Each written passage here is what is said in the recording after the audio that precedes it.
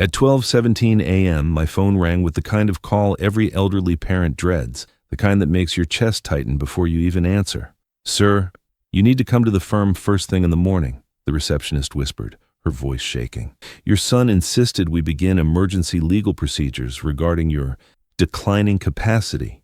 I froze. Declining capacity? My own son? "When did my son say this?" I asked, my voice low. "He submitted documents today, sir. Medical records, competency statements, and forms requesting immediate estate control." A pause. "He said you agreed, and that you wouldn't remember signing." The line went dead. By the time the sun rose, I was sitting in the crowded downtown law office lobby, waiting to meet Kevin, my son, about what he'd called urgent family legal matters. But now I knew it wasn't a misunderstanding. It was a setup. "Excuse me, are you here for the emergency estate consultation?" The receptionist suddenly called out loud enough for the entire room to hear. 20 pairs of eyes turned toward me, curious, pitying, assessing. To them, I must have looked like every other elderly man here, confused, fragile, vulnerable. But I wasn't. "Dad, thank you for coming in today," Kevin said, approaching with attorney Robert beside him, acting as if he were my guardian instead of my son. "I know this feels overwhelming, but we're just trying to protect you. Your memory has been slipping more than you realize." People in the room nodded sympathetically. Some even gave Kevin encouraging looks. They all believed him. "He's been having some concerning episodes lately," Kevin continued, voice full of practiced sorrow. "Confusion about finances, difficulty understanding legal documents. We're very worried." I gripped my briefcase tighter, the one containing the documents he'd hoped I'd forgotten existed. Kevin had forgotten who I was. He'd forgotten I spent 36 years as a federal district judge prosecuting estate fraud and elder exploitation cases exactly like the one he was attempting to commit against me. And he'd forgotten something else. At 12:17 a.m., my own attorney had called to warn me about Kevin's secret plan, a plan Kevin believed I was too old, too weak, too forgetful to uncover. But tonight, he would remember exactly who his father truly was. And this was only the beginning. I should have noticed the first sign 6 weeks earlier when Kevin started bringing attorney Robert to our monthly family dinners, always steering conversation toward my need for comprehensive estate planning and the importance of proactive legal protection for elderly people. "Dad, Robert has been explaining how crucial it is for people your age to have proper legal safeguards in place," Kevin had said during one particularly manipulative dinner conversation. "Complex estate matters can become overwhelming for anyone, especially seniors dealing with natural cognitive changes." Robert had nodded professionally, pulling out legal documents that supposedly demonstrated common elderly financial vulnerabilities that could be prevented through appropriate legal oversight by trusted family members. "Mr. William, your son is absolutely correct to be proactive about these matters," Robert had explained, spreading impressive-looking paperwork across my dining room table. "Many elderly clients benefit from having family members who can provide legal guidance when decision-making becomes challenging." What I didn't realize at the time was that Kevin and Robert were building a systematic case for transferring legal authority over my assets while positioning themselves to gain control over everything I'd accumulated during 36 years of federal judicial service. Kevin had been documenting my supposed confusion about legal procedures, claiming that I'd become overwhelmed by complex financial decisions and resistant to accepting necessary professional guidance. He'd even arranged for Robert to conduct unofficial consultations about my legal capacity. "The patterns are unfortunately very predictable," Robert had told Kevin within my hearing. "Elderly resistance to accepting help, defensive reactions to legitimate legal advice, difficulty processing complex documentation, classic signs that legal oversight is becoming necessary." But what Kevin had forgotten was who his father really was. He'd forgotten that I'd spent my career presiding over exactly the types of legal fraud cases he was attempting to perpetrate against me, his own father. Kevin had gotten so focused on my age and retirement that he'd completely forgotten my judicial background and legal expertise. I should have noticed the first sign. The midnight phone call came at exactly 12:17 a.m., cutting through the silence of my empty house like an alarm. In 4 years since Margaret's death, I'd learned that after-hours calls from attorneys usually meant someone was either dead or in serious legal trouble. What Kevin had forgotten was that I wasn't just some confused elderly man who needed legal guidance.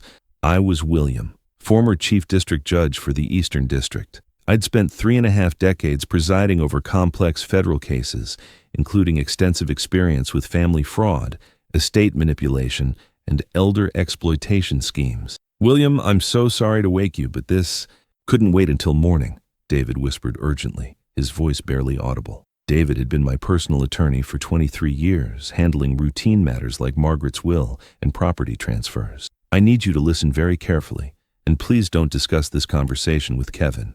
My blood ran cold at the desperation in his tone. David had never called me after business hours, never contacted me about anything involving family conflict. "David, what's wrong? Why can't I discuss this with Kevin?" "Sir, Kevin contacted me 3 weeks ago, claiming you'd asked him to initiate comprehensive estate planning procedures. He presented documentation suggesting you'd given him legal authority to act on your behalf regarding asset transfers and estate restructuring." What Kevin had forgotten was that I'd developed investigative instincts during decades on the federal bench, presiding over cases involving sophisticated white-collar crime, family fraud, and systematic financial exploitation. I understood exactly what David was describing. Kevin has been working with Robert's firm to create what appears to be a systematic plan for gaining legal control over your estate, David continued quietly. They've prepared documentation for power of attorney transfers, asset liquidation procedures, and what they're calling competency protection measures. Kevin had forgotten that he'd targeted someone with intimate knowledge of exactly these types of legal schemes. I'd presided over hundreds of similar cases during my judicial career, understanding every technique criminals use to exploit elderly relatives through sophisticated legal manipulation. David was warning me that my own son was attempting to perpetrate the exact types of crimes I'd spent my career prosecuting and preventing.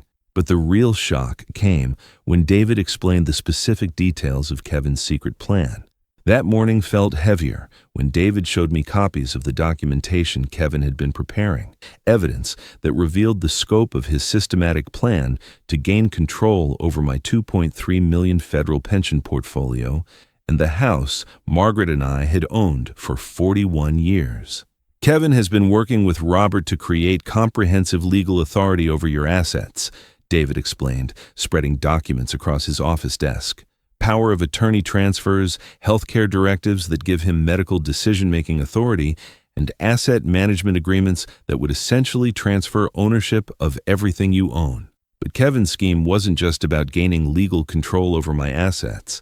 David had discovered that Kevin had been researching assisted living facilities that specialized in housing elderly residents whose family members held comprehensive legal authority over their affairs. "The documentation suggests a systematic plan," David continued, his voice heavy with professional concern. "Transfer legal authority, relocate you to managed care, liquidate assets under power of attorney provisions, and maintain ongoing control through healthcare directives." What Kevin was really targeting was my $2.3 million federal pension, accumulated through 36 years of judicial service. Combined with Margaret's life insurance policy, our joint savings, and the house we'd spent 4 decades paying off. The total value exceeded $3.5 million. "There's something else you need to see," David said, pulling out additional documentation. "Kevin has been corresponding with financial advisors who specialize in estate optimization for elderly clients with family-managed legal affairs. The scope of betrayal was breathtaking. Kevin had been planning not just to steal my assets, but to institutionalize me in managed care while liquidating everything Margaret and I had built together during 41 years of marriage. But what Kevin had forgotten was the most important detail about his target. He'd gotten so focused on my age and apparent vulnerability that he'd completely forgotten I'd spent my entire career as a federal district judge, understanding complex legal procedures better than most attorneys, with extensive experience prosecuting exactly the types of crimes he was attempting. Kevin had forgotten that some retired federal employees weren't just bureaucrats. They were former federal judges who understood the law better than the attorneys trying to exploit them. He had no idea what he'd forgotten about his own father. But Kevin made his critical mistake when he submitted medical documentation, claiming I'd been experiencing cognitive decline that justified emergency legal intervention, using evaluations from a doctor who'd never actually conducted comprehensive mental health assessments.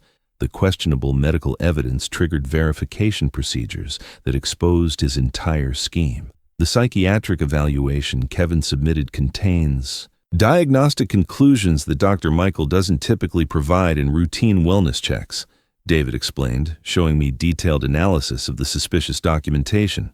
More importantly, the evaluation timeline doesn't match Dr. Michael's actual appointment records. What Kevin had forgotten was that I'd presided over countless federal cases involving document fraud and systematic legal manipulation during my judicial career. I recognized every technique Kevin and Robert were using because I'd seen these patterns in federal court for decades. There's something else, David continued, his voice filled with professional outrage. The medical evaluation appears to contain conclusions about your legal capacity that Dr. Michael isn't qualified to make. That's not just questionable. It's potentially fraudulent documentation.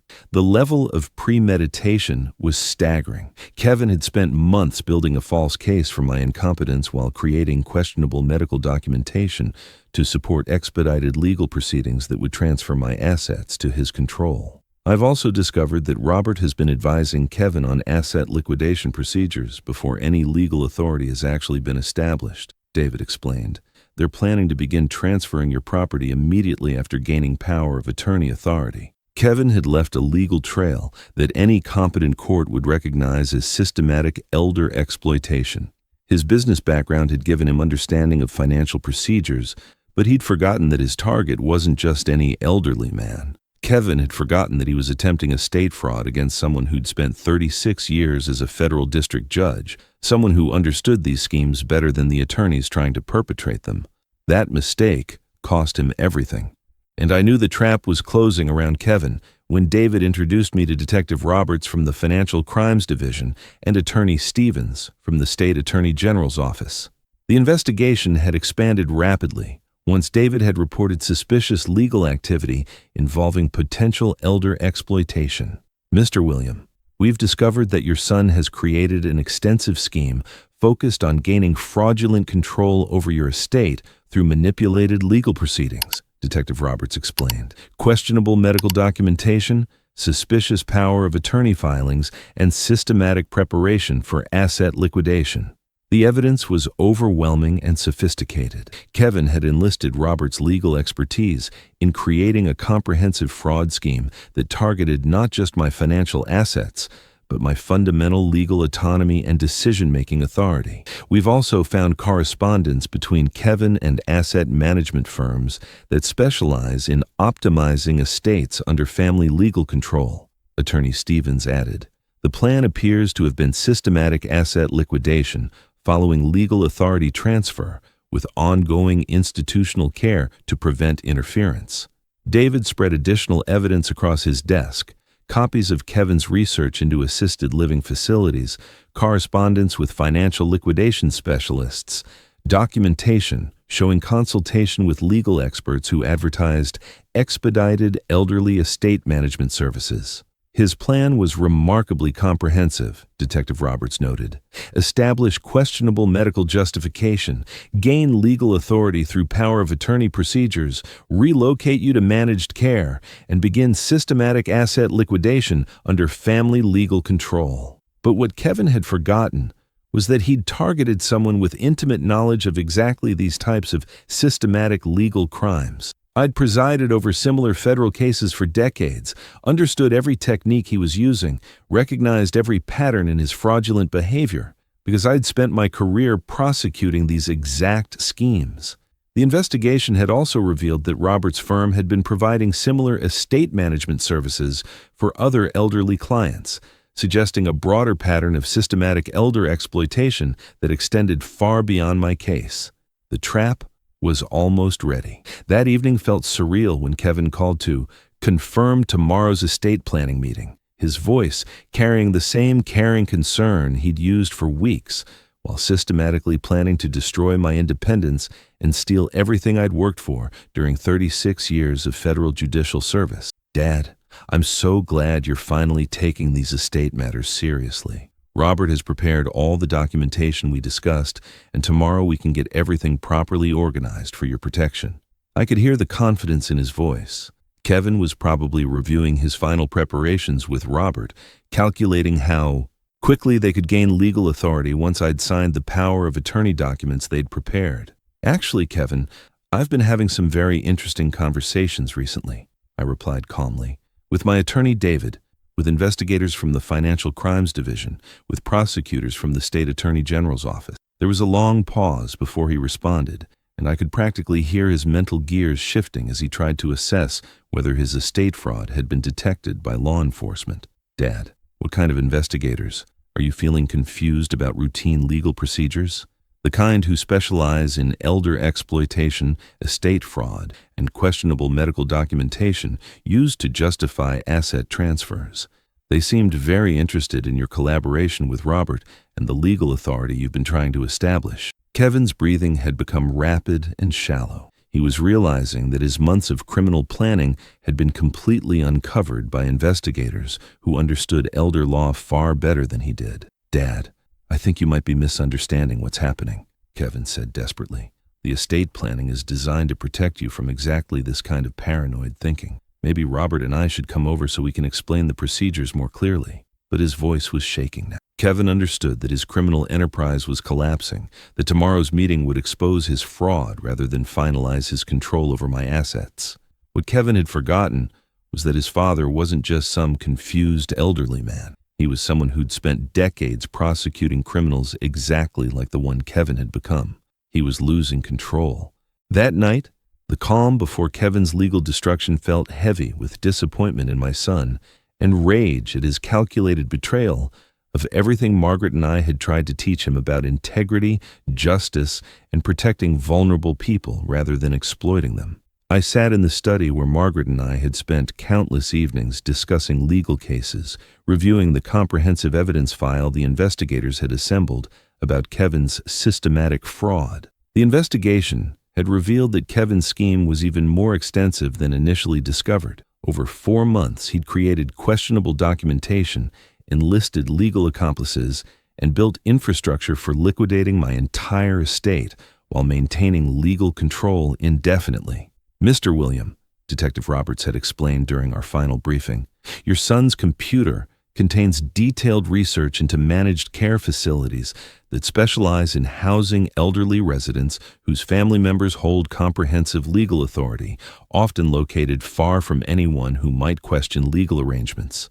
The evidence painted a picture of calculated cruelty that went beyond simple financial theft. Kevin had been planning to destroy my life completely, steal my assets, sell my house, relocate me to institutional care, and maintain legal control through healthcare directives that would prevent me from exposing his crimes. I thought about Margaret, who'd been so proud of my judicial work, my dedication to protecting vulnerable people from exactly the types of systematic exploitation Kevin was attempting.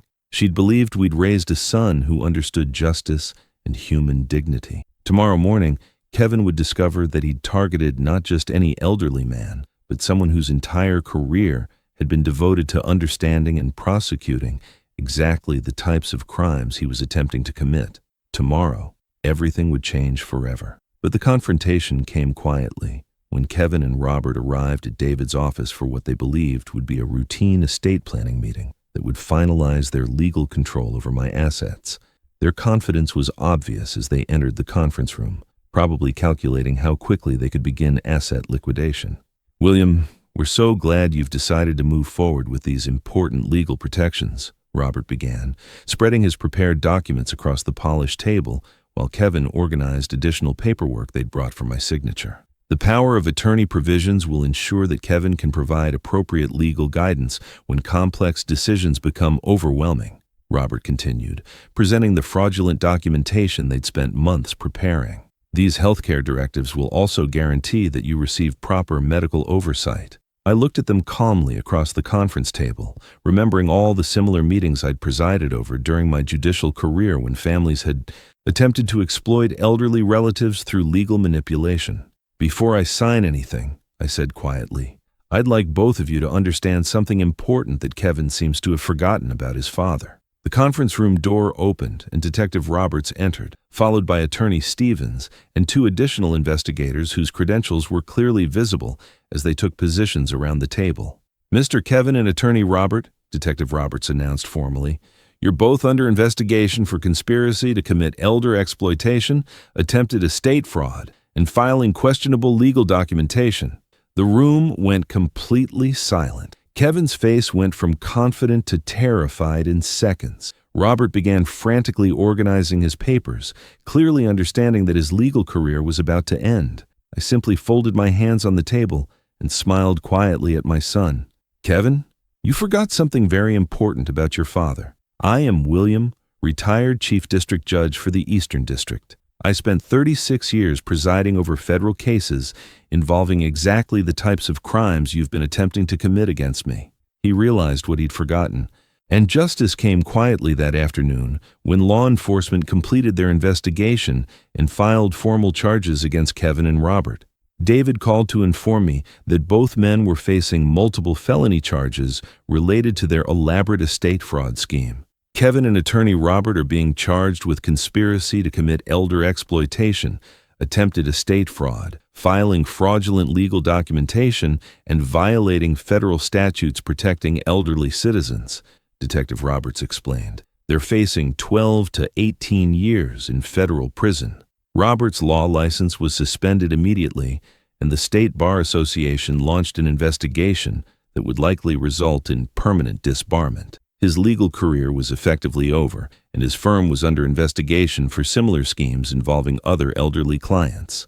Kevin's assets were frozen pending investigation, and his business license was revoked. The inquiry had revealed that he'd been researching estate fraud techniques for months, suggesting that his criminal behavior extended beyond targeting his own father. The hardest part was explaining to my grandchildren that they wouldn't see their father for 12 years, that the college funds Margaret and I had established for them were safe only because we'd caught Kevin before he could liquidate them through fraudulent legal authority. 6 months later, I was invited to address the federal judicial conference about elder protection statutes, using Kevin's case as an example of how sophisticated criminals exploit legal procedures to victimize elderly people.